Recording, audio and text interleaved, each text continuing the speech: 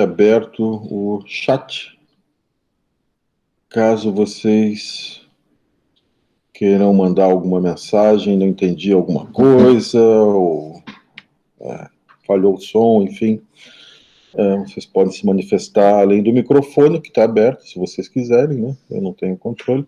E vocês podem também usar o chat. Eu gosto de...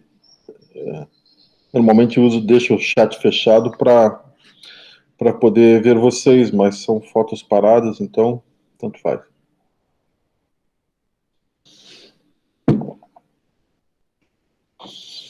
Ok. A aula passada a gente falou um pouquinho das perspectivas de futuro, né? E em vídeos lá no canal tem alguma coisa sobre a história da navegação, tem lá dos polinésios, dos egípcios, eu não falei dos gregos, mas isso tem lá no arquivo oceanogeral.1, que é um pouquinho a história da oceanografia e algumas definições. E também lá no canal, não sei se vocês estão olhando os vídeos, eu recomendo, porque tem muita coisa ali que ficou melhor explicada do que nos meus PowerPoints aqui. Eu vou começar, então, a apresentação.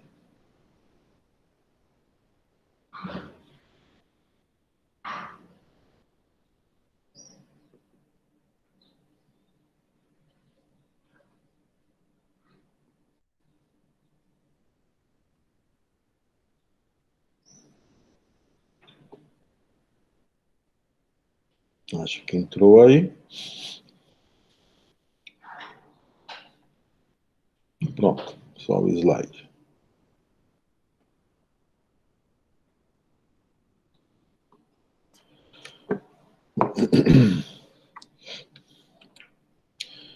Ok, a aula de hoje, então, um pouquinho de cosmologia. Tem um vídeo lá no canal chamado Cosmologia, e assim surgiram a água, a terra e a lua. Eu acho que ficou bem legal, apesar de ser caseiro, assim, coisa e tal, né? Mas tá bem explicadinho ali. Isso é só uma vista dos bancos de areia das Bahamas, como a água interage com o sedimento, né? A gente vai ver isso mais para frente.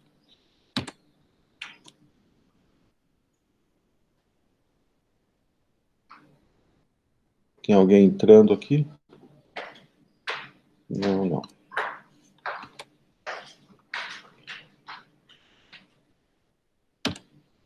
Aí.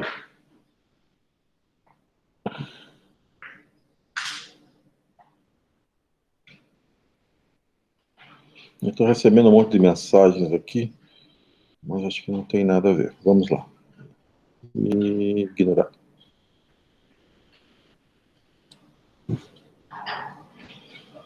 Então, hoje a gente começa com a sonografia geológica, né? Das 4 sonografias que a gente tem, eu começo sempre por aqui. E a oceanografia geológica trata, então, do assoalho submarino, a sua história,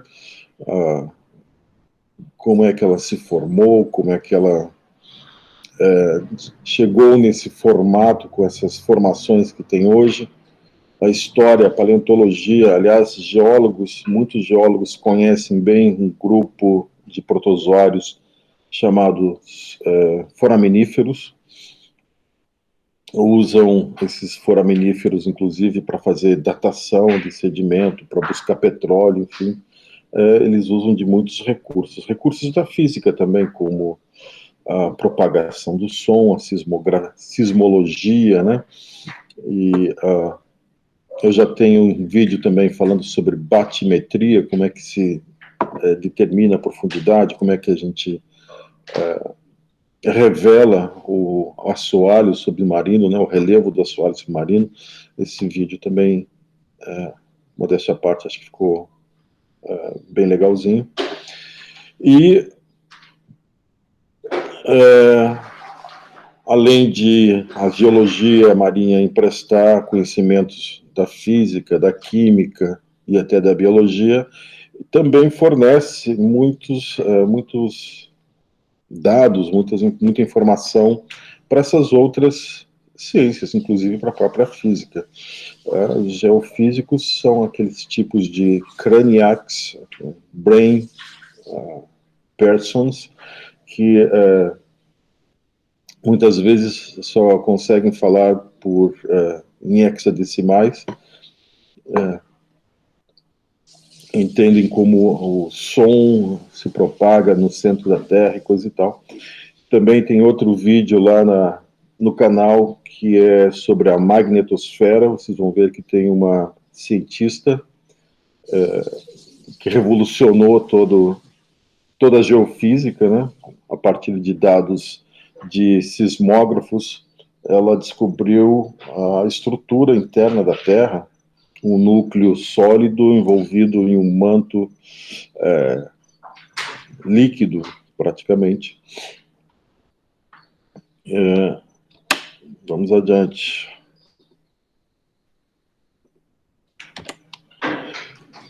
Como é que é feito o estudo? Aí nessa imagem, né, que vocês estão vendo, são amostras de fundo coletadas com equipamentos próprios da geologia, basicamente um cilindro que cai com muita força no assoalho submarino e recolhe essas provas. A partir da análise dessas provas, você vê como é que foi o clima no passado da Terra, no passado geológico, em eras passadas, a partir da quantidade de carbono ou de oxigênio que foi aprisionado, calcário depositado, formas de vida, enfim, muita informação é tirada da história do planeta Terra, não só dos oceanos, a partir desse tipo de amostragem. Alguma coisa eu já falei também sobre a descoberta do desenvolvimento das placas tectônicas, isso também está em vídeo. Quando eu falo lá de Alfred Wegener e do ciclo de Wilson, isso está explicado por lá, então eu vou passar ligeiro aqui nesses slides. Também tem um vídeo lá chamado tratando dessa parte de cosmologia, já falei sobre ele agora há pouco. Vamos passar aqui rapidamente como é que isso aconteceu, né? Eu não falei no vídeo como é que a gente chegou à história do Big Bang. Na realidade, essa é uma das grandes sagas da ciência moderna, né? E tudo começou com esse senhor aí puxando um cachimbo chamado Edwin Hubble. O telescópio que está lá no espaço há mais de 20 anos, dedicado, aliás, o nome foi dado em honra a esse cientista. Bem, o que ele fez? Apesar de ser um grande fumador de cachimbo, ele era atleta, era remador e coisa e tal, mas isso não vem ao caso. O que ele fez, a grande descoberta que ele fez, usando esse telescópio aí dos anos 20, descobrir que o espaço, que as galáxias e estrelas estavam se afastando umas das outras, né? Que a expansão do cosmos. Bem, se o cosmos está se expandindo, e ele descobriu isso através do efeito Doppler, talvez você já tenha visto isso em alguma aula de física, né? O efeito Doppler. Assim como acontece com o som, até tem um sonzinho aqui, mas acho que eu vou deixar batido isso, vocês depois vão atrás. A luz também tem um efeito Doppler, que é o shift, como é que eu vou traduzir shift? Mas é o red shift e o blue shift. Se alguma estrela ou alguma galáxia está se aproximando da gente, ela vai brilhar mais azul, por conta da compressão das ondas. Se ela está se afastando, ela vai tender para o vermelho, por conta do alongamento dessas ondas, né? E eu acho que eu tenho explicado aqui, pronto. E através dessas medições do espectro dessas galáxias, ele descobriu que o universo, então, estava se expandindo, que foi um choque enorme, né? Porque o paradigma da época era que o espaço estava ali quietinho e as estrelas, a posição relativa das estrelas não se modificava. Se todas as galáxias e constelações estavam se afastando umas das outras, significa que elas partiram de um ponto comum e que, se a gente rodar a história no sentido contrário, passar o filme ao contrário, vai acontecer de que essas constelações e galáxias estavam em um lugar de origem, onde elas começaram a se afastar. E daí veio a primeira teoria, né, da singularidade. E eu acho esse momento da história bastante interessante, porque, veja só, a igreja que quase liquidou com Galileu Galilei, por dizer que a Terra não era o centro do universo, quase acabou com Darwin, porque ele disse que as espécies evoluíam e não foram criadas do jeito que a gente conhece hoje.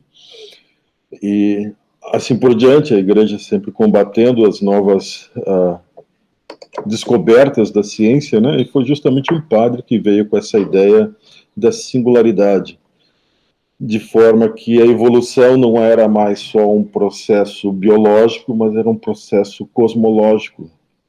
Galáxias, estrelas, planetas têm início, meio e fim, e o próprio cosmos tem um início, e pela teoria da singularidade também vai ter um fim, não precisam perder o sono por isso, porque vai demorar bastante.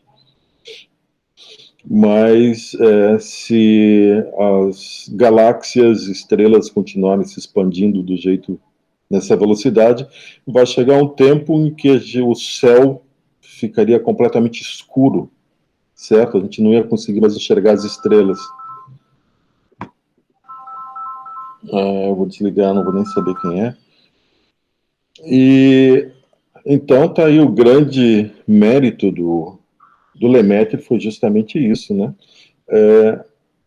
Dar o rigor matemático, ou melhor, a teoria, né, da singularidade, que, olha só como é irônico a história da ciência. Também o Lemaitre virou motivo de chacota. E os detratores da teoria da singularidade acabaram dando o nome à teoria, porque quando eles falavam mal da teoria, eles diziam aquela ideia idiota do Big Bang, e o Big Bang colou e hoje se tornou o paradigma da cosmologia que a gente tem hoje. Não por acaso, porque algumas das previsões feitas na teoria do Big Bang se confirmaram, né? E isso acaba reforçando essa teoria, não que não existam outras teorias com consistência interna, etc., mas que não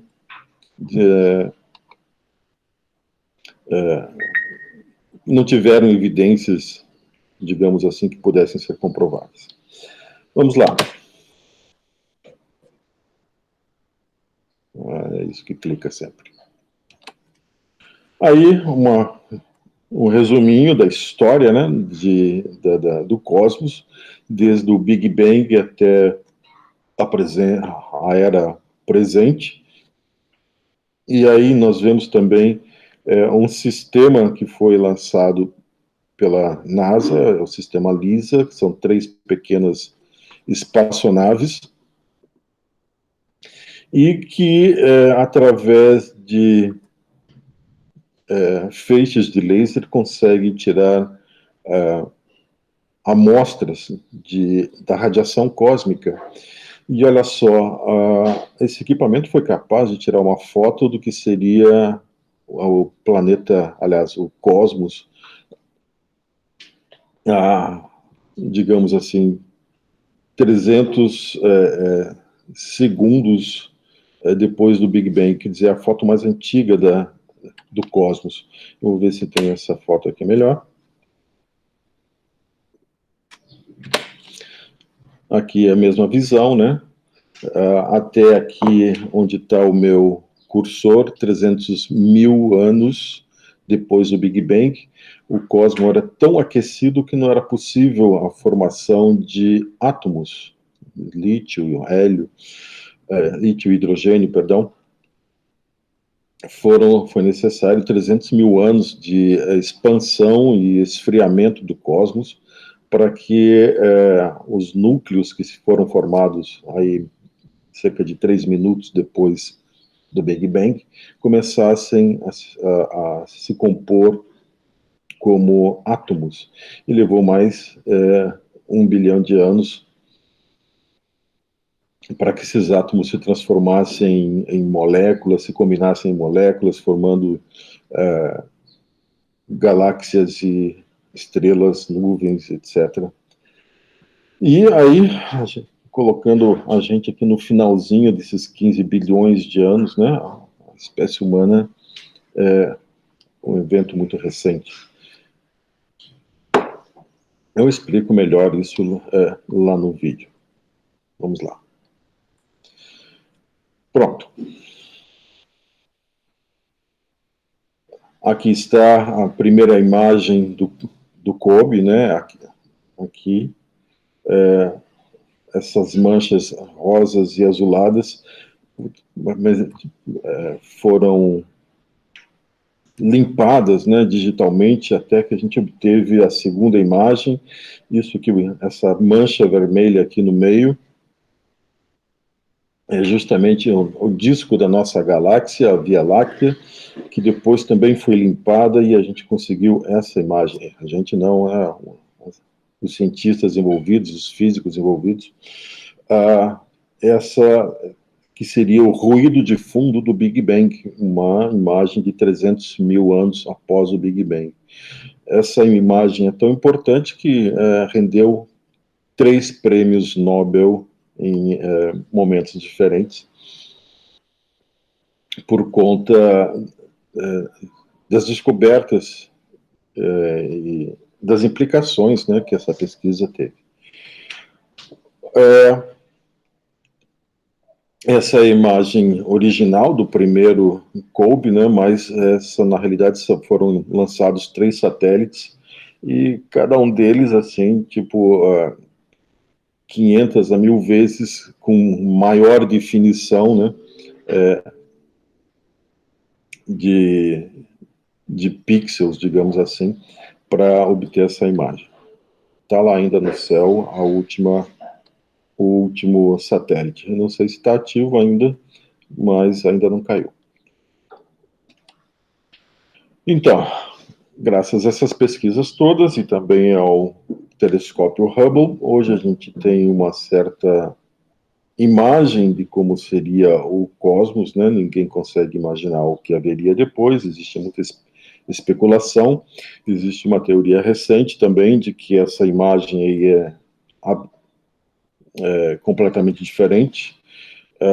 Alguns cientistas, um pequeno grupo de cientistas, colocou uma teoria de que a forma do universo seria semelhante de um anel de fumaça, certo? Um vórtex. Mas, enfim, eu nem vou entrar nisso, porque, enfim. Então, nesse universo é onde começaram a aparecer, então, as estrelas. E aí é que vem a parte que mais nos interessa, que é de onde surgiram os elementos, né? Porque espontaneamente surgiu somente o hidrogênio e o oxigênio para fazer a água que encheu os nossos oceanos. De onde veio o oxigênio? Vem dessas grandes estrelas. Uma estrela com 3 vezes a massa do Sol, por exemplo, é uma usina de elementos. O que acontece dentro de uma estrela? O hidrogênio está tão comprimido, um átomo contra o outro, que acaba acontecendo o processo de fusão. E a fusão nuclear, da mesma forma que a fissão nuclear, que é o que a gente faz nas bombas atômicas, por exemplo, libera muita energia. Libera muita energia, só que com uma radiação mais limpa do que a fissão nuclear. E quando acontece a fusão nuclear, eu tinha 2 átomos de hidrogênio, aí eu vou ter um átomo de hélio. E à medida que esse átomo de hélio afunda na estrela, então eu vou ter 2 átomos de hélio se fundindo, formando um outro elemento, e assim sucessivamente, até que no interior da estrela eu vou ter os elementos mais pesados se fundindo. Ferro, níquel, eventualmente urânio, elementos cada vez mais pesados, elementos que talvez a gente nem tenha aqui na Terra, por serem tão instáveis, né? Na hora de formar a Terra, eles já, digamos, decaíram aos elementos que a gente conhece hoje. Enfim, então, estrelas são verdadeiras usinas de elementos, mas como é que essa usina de elemento chegou até a Terra? Bem, para ter um planeta igual à Terra, com todos os elementos que nós conhecemos e mais a água, foram, para começo de conversa, necessário a explosão de 3 estrelas, 3 supernovas. A primeira supernova, uma delas, eu não sei qual aconteceu primeiro, mas enfim, era tão grande que se tornou um buraco negro, certo? E ela está localizada no centro da nossa galáxia. Nós gravitamos em volta desse buraco negro. Uma outra supernova explodiu e mandou esses elementos, carbono, ferro, oxigênio, enfim, todos esses elementos que são fabricados na estrela em nuvens superaquecidas, passando, se espalhando, né, pelo seu entorno. Bem, mas isso não é o suficiente para produzir água. É o suficiente para produzir uma combinação que é a hidroxila, que é a água e hidrogênio. Então foi necessário mais uma supernova explodir, e nessa onda de calor, passando por essas nuvens de materiais da segunda supernova, que produziu, então, a água. Transformou, era a forma, era a energia necessária para produzir, transformar a hidroxila em água. Então, veja só, 3 supernovas para produzir um planeta Terra, né? Um sistema solar. Bem, então, assim começou a aparecer água no universo, uma forma bastante complicada. Aí, só fazendo uma propaganda, existe essas páginas daí de Harvard, se vocês quiserem ter acesso ao que os seus coleguinhas em outros países estão tendo acesso, em termos de cosmologia, vocês podem acessar. Vocês podem acessar através desse site aqui. E, bem, eu achei super legal, eu mesmo aprendi muita coisa aí, se vocês quiserem saber o que os seus coleguinhas no mundo inteiro sabem, dos países do primeiro mundo sabem, isso está a um clique de distância de vocês. Bem, daí tem a formação do sistema solar, eu vou passar meio que rapidinho também. O vídeo aqui nem está funcionando, quando eu passei de um sistema para outro, mas isso está lá nesse vídeo que eu coloquei lá no canal do YouTube. Aqui, nessa imagem, eu estou falando só do efeito cascata, né?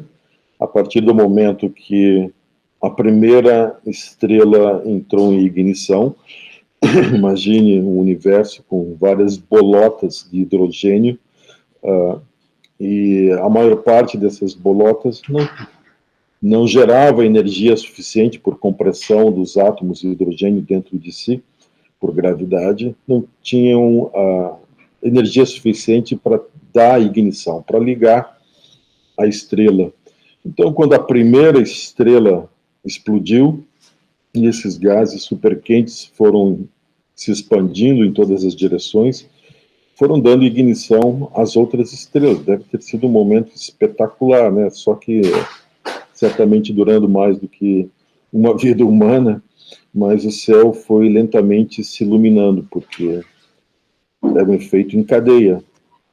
A primeira estrela entrou em ignição, e aí outras entraram em ignição, e essas que entraram em ignição produziram ignição de outras mais, e assim por diante, até o céu ficar todo iluminado. É uma imagem bastante interessante. Aí, sobre a formação do sistema solar, porque a gente já tem a água, mas não tem ainda o planeta Terra, né? Eu não sei se vocês têm aula de cosmologia lá na geologia, mas basicamente a nuvem de poeira oriunda de uma supernova, de repente, pela explosão da outra supernova, ganhou inércia, momento, e formou como uma grande esfera, e o núcleo dessa nuvem de poeira, em algum momento, também entrou em ignição, seria o nosso Sol, né? E a partir do momento em que o Sol entra em ignição, as partículas finas são ejetadas para o espaço, certo? O que não estiver no plano da órbita da estrela, do Sol, acaba ou se ajustando ou se perdendo. E esse momento de formação de um sistema solar, existem vários sistemas que estão nesse momento ainda de formação, e a gente imagina que o nosso sistema solar passou por esse mesmo processo. E a partir dessas supernovas, pequenos grãos como se fossem grânulos, pequenos seixos, né, são que dão origem, então, aos meteoros por agressão, tudo sempre por gravidade, né? Esse material vai colando um no outro, vai formando planetas e assim por diante. Planetas vão colidindo uns nos outros e assim vai se formando. Vamos passar direto para a formação da Terra. A Terra certamente passou por um período de grande aquecimento de sua massa como um todo, e essa seria a única forma da gente obter a estrutura interna do planeta como a gente tem hoje, certo? Era necessário um meio líquido para que os materiais leves migrassem até a superfície e os materiais mais densos migrassem para o núcleo. E aí, essas diferenças de densidades, né, é que deu a estrutura na Terra como a gente conhece hoje. Com o tempo, nesse processo de diferenciação, também tem um vídeo lá no YouTube explicando o éon radiano, vocês podem consultar lá, está bem explicadinho. Deu origem à nossa primeira atmosfera, inclusive havia água no interior da Terra. Com o calor, essa água migrou para a superfície. A maior parte foi perdida pela ação dos ventos solares, não só a água, como os gases, né? Era uma atmosfera bem diferente do que a gente tem hoje.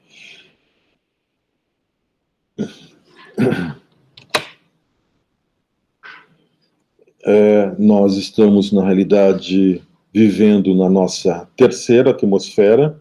Como eu disse, a primeira foi perdida pelos ventos solares, a segunda era tóxica para a vida que nós conhecemos hoje, mas a vida começou naquela atmosfera, na segunda atmosfera.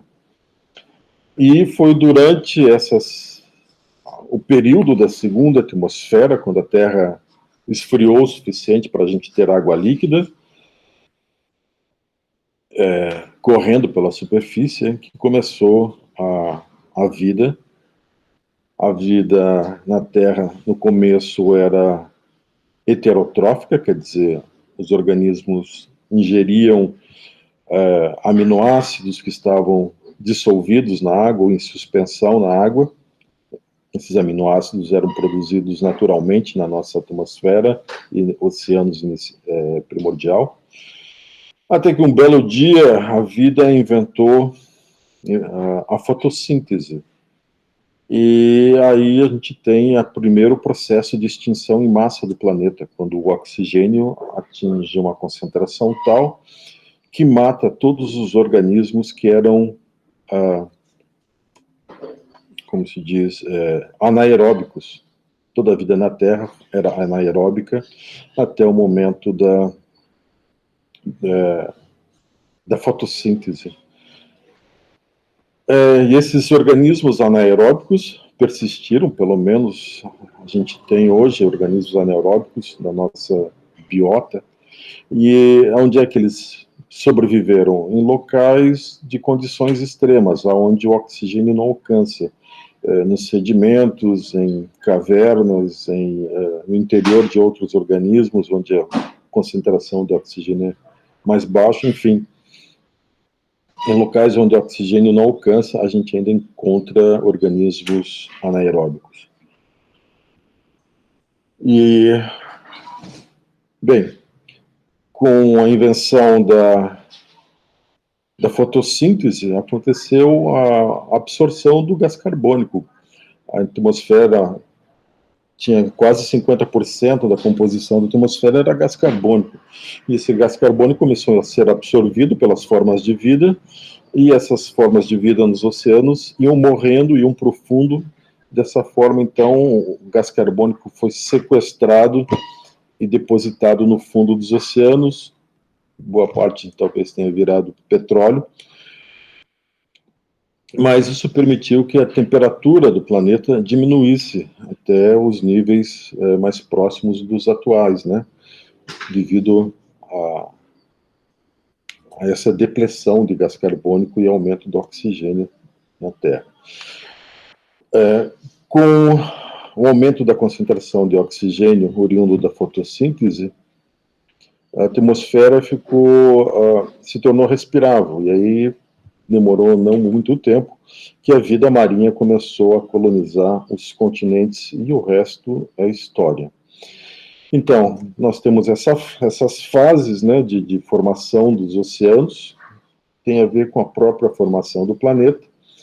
O planeta, que era uma massa líquida de materiais, que se fundiu, esse material se separou, materiais menos densos, gases vão para cima da superfície, sílica e alumínio vão formar a superfície do planeta, e nós temos ferro, formando minerais como basalto, formando manto, e lá no núcleo sólido, níquel, ferro, provavelmente também material radioativo com peso atômico muito alto, que talvez até seja a forma como o nosso núcleo esteja tão aquecido, né? Bem, isso tem a ver com... eu pulei uma parte aqui que eu não pulei no vídeo, que é a formação da Lua. A formação da Lua, segundo as teorias mais aceitas no momento, tem a ver com a colisão de um outro planeta chamado Tétis, quase do tamanho de Marte, com o planeta Terra. Essa colisão foi muito importante, isso foi ainda na fase de acreção,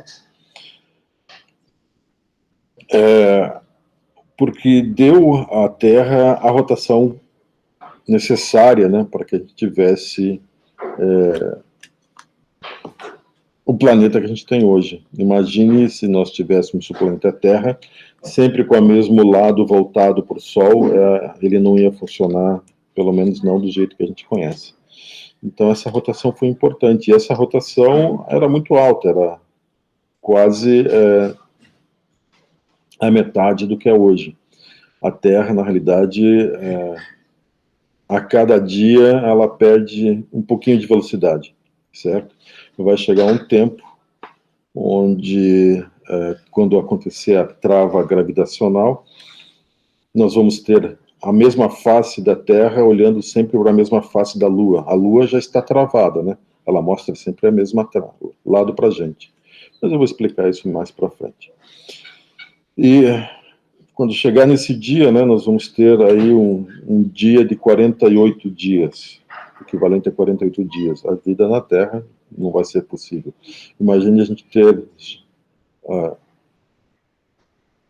muito antes disso, um dia solar, né, de 48 horas. Quer dizer, 24 horas exposto no Sol e 24 horas de noite. O planeta ia ser completamente diferente. Então, sobre a origem da água. Boa parte da água que enche nos oceanos veio dos próprios minerais que formam o manto e a própria litosfera. Esses minerais têm, na sua composição molecular, muita água. E durante o aquecimento, essa água, então, é desprendida. Boa parte dos vulcões que a gente conhece, além de expelir cinzas, expele muito vapor de água. E outra parte dessa água teve origem em chuva de meteoros. Lá no vídeo eu também explico. E teve um momento no final da era Radiana, onde aconteceu o último bombardeio de meteoros, e boa parte desses meteoros eram compostos de gelo, vindo da camada, de partes mais de fora do sistema solar, onde os objetos são gasosos, digamos assim, e eles colidindo com a Terra acabam trazendo uma boa quantidade de água. Essa chuva de meteoros ainda não acabou. Alguém, eu não tenho o número agora, estimou que são milhares de toneladas de água que chegam na Terra através dessa chuva de meteoros constante. Claro, são meteoros pequenos, eles vaporizam na atmosfera, mas a água chegou na atmosfera, uma hora pode precipitar.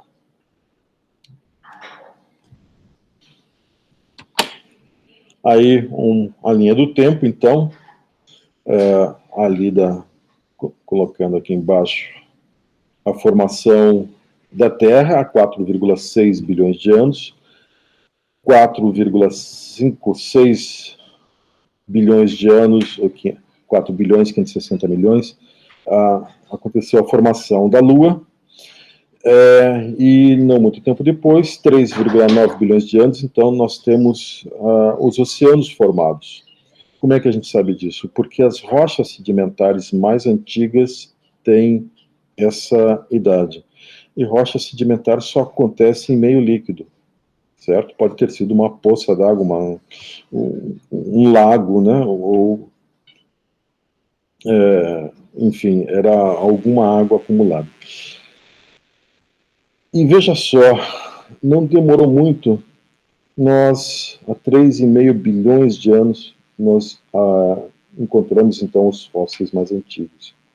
Há um certo debate sobre essa época, 3,5 bilhões de anos, mas parece que foi.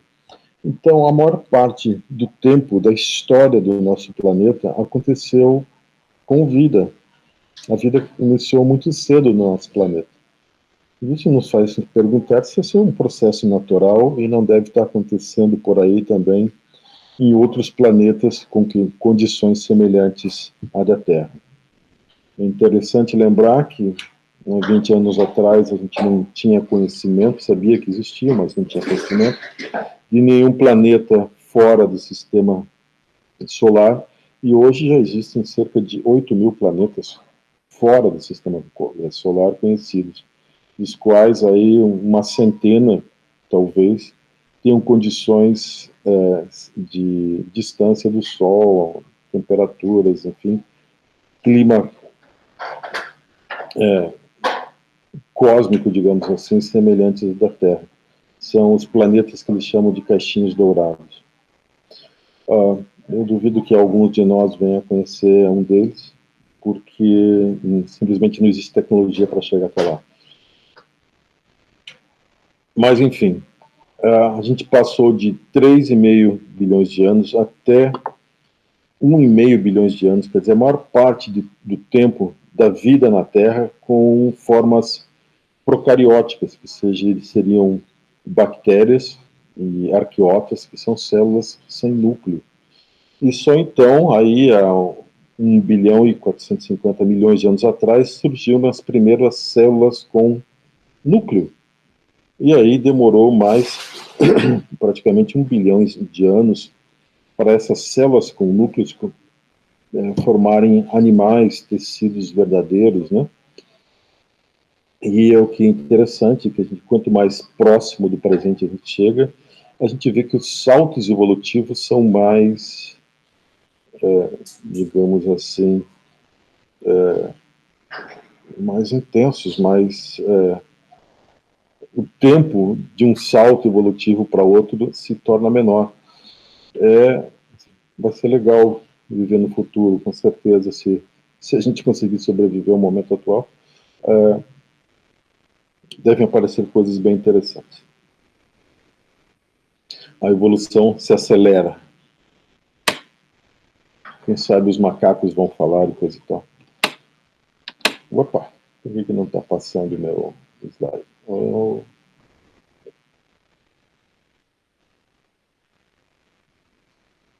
Aqui, vamos para cá.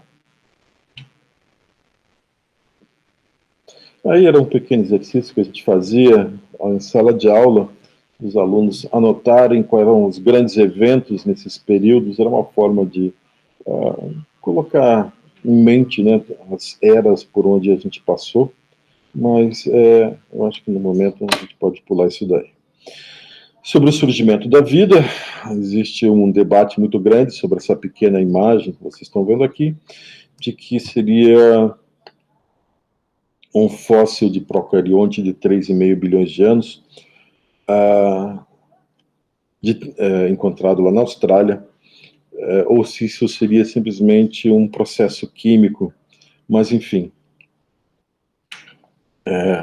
pela história da evolução do RNA e do DNA, seria possível 3,5 bilhões de anos. Aqui os primeiros aminoácidos, né, seria a glicina. A glicina vai dar origem à combinação de glicina, né,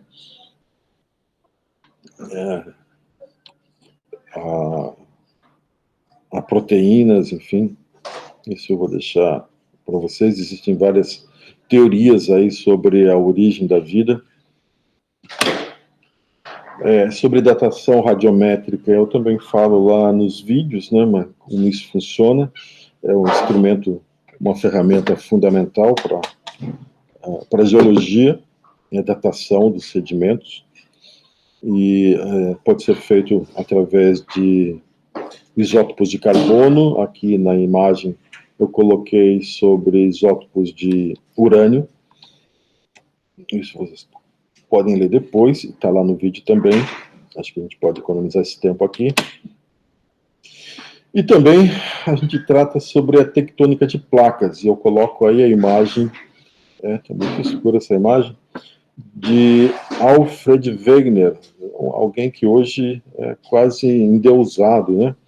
É um cientista hardcore, morreu congelado pesquisando no Ártico. Deixa eu ver se consigo imaginar aqui, melhorar.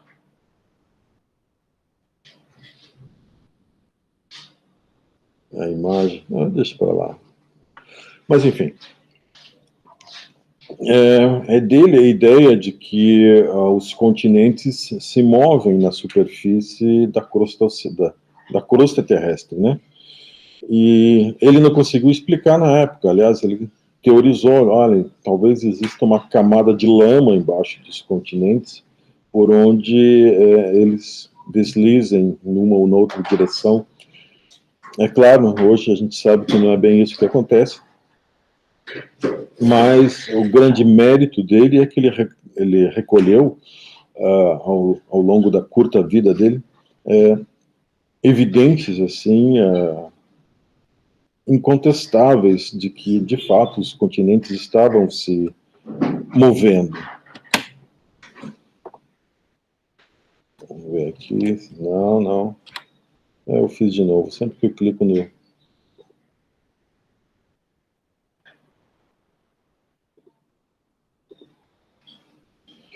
Então, a primeira evidência foi o próprio contorno dos continentes, né? A forma como a África e a Eurásia se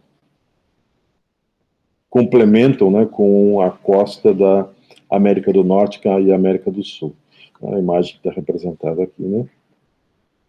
Isso já havia sido notado por outros cientistas, muito antes, inclusive, do Alfred Wegener, mas essa história ficava por aí, né? Outra evidência muito forte de que os continentes estavam se movendo foi através da continuidade, né, de rochas, derrames de lava e continuidade de cordilheiras de um continente, por exemplo, na América do Norte para a Eurásia, ou da América do Sul para a África. Eram eventos que aconteceram quando esses continentes estavam juntos, quando se separou, ficou interrompido pela bacia oceânica. Outra evidência muito forte são os vales glaciais e morainas. O que são isso? São restos de vestígios de geleiras, né, onde hoje são regiões tropicais, não existe mais gelo, mas significa que em algum momento aconteceram geleiras nesses locais. Eu já tive oportunidade de ver algumas dessas, e eu me pergunto até se o Lajedo Pai Mateus não seria um vestígio de um resto de geleira, né? Alguém de vocês conhece o Lajedo Pai Mateus? É um local incrível aqui na Paraíba. Bota aí no chat, diga aí se tem alguém acordado também. Não. Ninguém conhece o Lajedo Pai Mateus.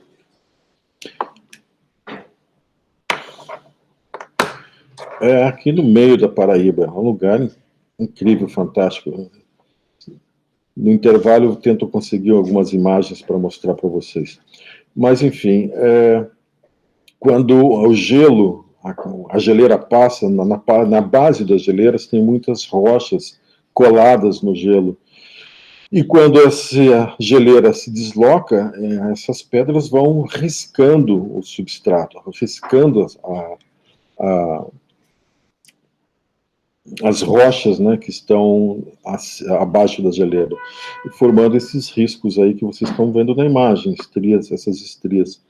E isso é encontrado em zonas tropicais. Como se explica isso se essa parte do continente não estivesse, em algum momento, dentro de um círculo polar?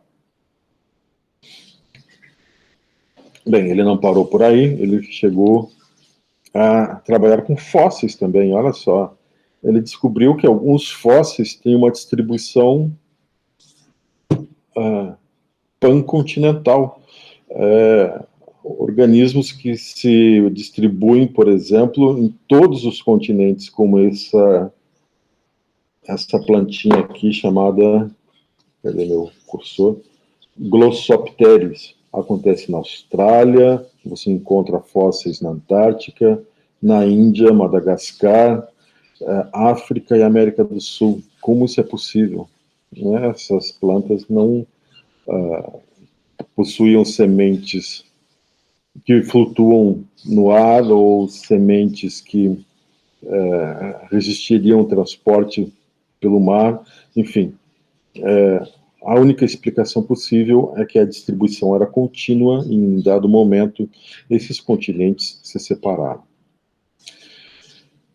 Bem, e também uma questão de clima, por exemplo, esse Mesosaurus que está aqui embaixo.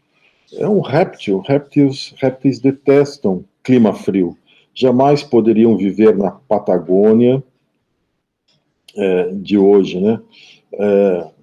No entanto, existem lá fósseis desses organismos.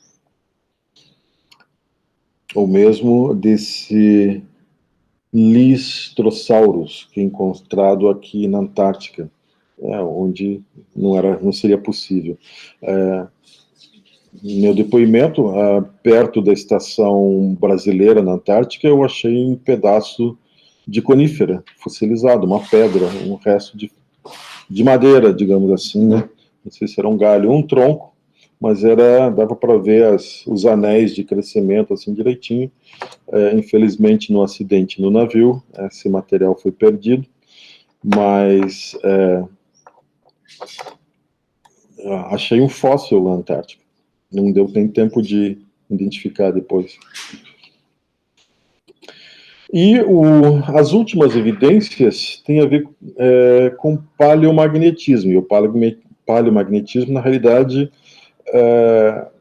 surgiu depois da morte do Wegener, quer dizer, ele nem chegou a ver a comprovação final da sua teoria, né, a partir do paleomagnetismo. O que o paleomagnetismo diz? Diz que, ao longo da sua história geológica, a Terra teve várias inversões de polo magnético.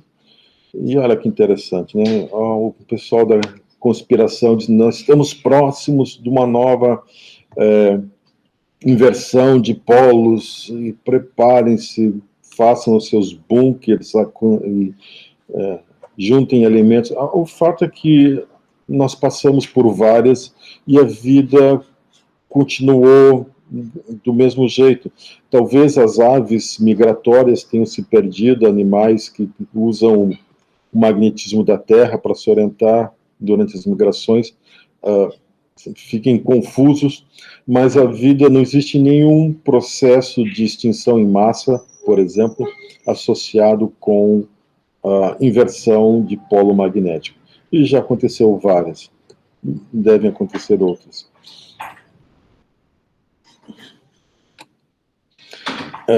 Como é que veio a comprovação da outra forma de usar o paleomagnetismo, né? Uma lava que chega à superfície e resfria, ela, digamos assim, fossiliza também a orientação do polo magnético, tá? Porque no meio líquido, todas as partículas magnéticas ficam orientadas com o eixo magnético da Terra.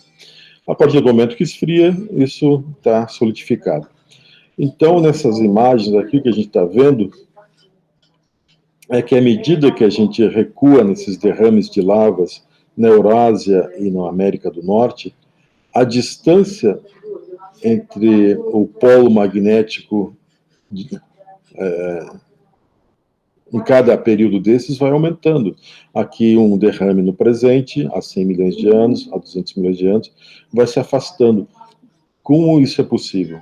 Isso só é possível se há 500 milhões de anos esses continentes estivessem unidos, como nessa segunda imagem. Tá? Então, esses derrames de 500 milhões de anos atrás estavam, de fato, orientados para o eixo, segundo o eixo magnético da Terra, e com a deriva continental, esses estão orientados em direções diferentes agora.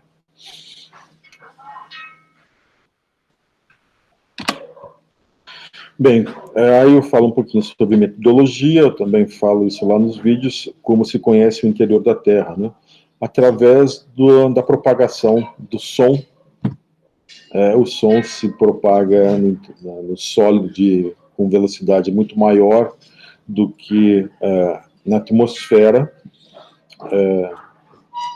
Alguém aí lembra qual é a velocidade do som? Na atmosfera, nas condições normais de temperatura e pressão? É cerca de 360 100 metros por segundo, né? E eu lembro que ainda em criança, lá onde eu nasci, tinha muitas tempestades elétricas, raios, né? E para saber se a tempestade elétrica estava se aproximando, ou passando ao largo, se afastando, a gente contava quantos segundos do brilho do raio caindo até o som chegar na gente. E a gente estimava a velocidade. A distância, quer dizer. E se a tempestade estivesse se aproximando, era hora de desligar a televisão, computador, enfim, tudo que fosse eletrônico, porque era bastante comum o raio cair na fiação elétrica e fritar os equipamentos. Então, quase da mesma forma, né, os geofísicos utilizam esses diversos tipos de ondas, P, S, Love Wave, yeah, e Rayleigh. São diferentes tipos de ondas, formas como se propagam, para inferir, né, as densidades no manto e até no centro da Terra. Foi, aliás, essa cientista, eu não lembro agora se é sueca ou dinamarquesa, que revelou essa estrutura. Bem, hoje nós temos, então, um planeta com essa forma. Notem aqui algo que é muito importante na sonografia geológica, a gente vai ver mais isso, que são essas zonas de subdução. Enquanto em alguns pontos a crosta está crescendo, né, nessas regiões onde a gente vai ver isso também, a crosta oceânica está aumentando de tamanho, ela vai migrando em direções opostas. Em algum momento, essa crosta vai bater em outra e vai haver essas zonas de subdução, onde a litosfera, de certa forma, é reciclada. E aqui também, nessas zonas de subdução, nós temos eventos de terremotos, vulcanismo, surgimento de arcos insulares, enfim, é a parte bem dinâmica da crosta terrestre, a gente vai ver ao longo do curso. Ok, eu acho que já deu 1 hora de aula. Eu vou fazer um intervalo para gravar bem essa parte, e a gente continua daqui a 15 minutos. Antes de vocês desligarem, eu quero pedir a vocês que dê um oi ali no chat, certo? Isso aí fica sendo a minha lista de chamada. Então, todo mundo que estiver ouvindo, por favor, escreve qualquer coisa ali no chat e fica registrado o nome de vocês. Isso, presente, muito bem. Existe um programinha que você cola no Chrome e que faz essa lista de chamadas para a gente, mas eu não uso o Chrome. O Chrome é o navegador mais bichado que eu já tive o desprazer de conhecer. Eu me recuso a instalar ele de novo no meu computador.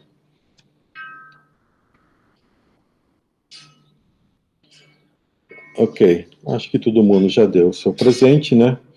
Então tá, pessoal, eu vou parar a gravação e daqui a 15 minutos eu mando outro link para vocês, beleza? Tá ok, professor. Até mais, então.